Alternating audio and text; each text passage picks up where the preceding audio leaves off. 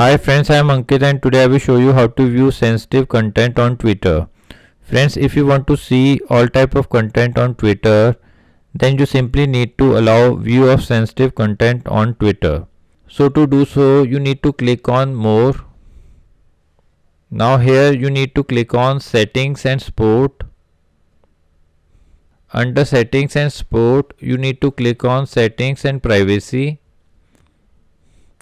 Now here you need to click on privacy and safety. Now click on content you see. Now here you will find option display media that may contain sensitive content. Select this option from here. Now after selecting this option, it will start displaying all type of content on your Twitter. So friends, like this you can very easily allow view of sensitive content on Twitter. I hope you find this video useful.